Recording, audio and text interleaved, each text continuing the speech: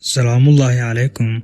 xeerar iyo sharciyadii ugu la yaabka badnaa ay samaystaan dadyooga caalamku. sharcigu waa xeer ay bulshadu qorato iskuna maamulaan hadday dowlad noqoto iyo cid kaleba, balse sharciyada qaar ayaad u malaynaysa inay si qaldan loo qoray, balse laysku afkartay ahna sharciyo qariib ah oo adduunka ka jira. sida Filibiin ay sharci darro tahay inay isfuraan lamaanayaasha isqaba. England waxaa gabadha ka mamnuuca inay juglaato ku dhex cunto rakaabka dhexdiisa.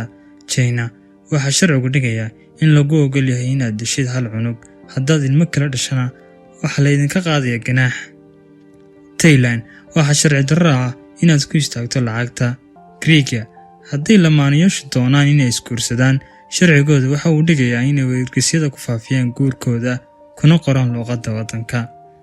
Faransa isna waxaa jira in sharci darro ay tahay inaad guursato qof dhintay. London waa sharci darro inaad laamiga ku socotid adiga oo loox madaxa ku sita.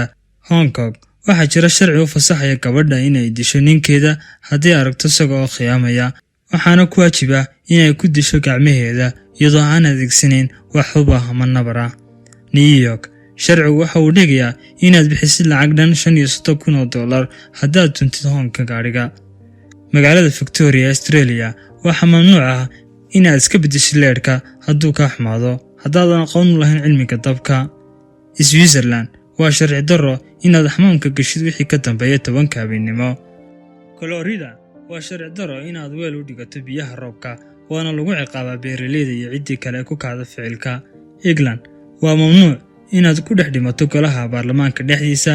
Ismaamulka New Jersey haddii aad ku weydiiyo askariga taraafiga ah waxa meesha ku taagay, haddii aadan garanayn uma sheegaysid, haddii kale jawaabo kasta aad bixiso waxaad ku mutaysanaysaa ganaax dhan $300.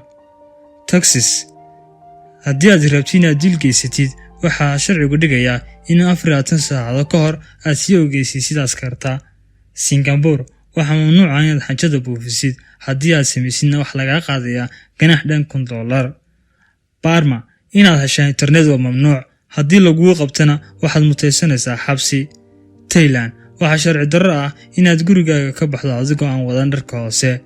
Filibiin waxaa mamnuuc ah inay socdaan baabuurta lambarka taarikadoodu ka dhammaado 1 iyo 2 maalinta Isniinta ah, kuwa ay ku dhammaadaan 3 iyo 4na maalinta Salaasada, kuwa 5 iyo 6na maalinta Arbacada, kuwa 7 iyo 8na maalinta Khamiista, halka kuwa ay ku dhammaadaan 9 iyo 0 ay mamnuuc tahay inay socdaan maalinta Jimcaha.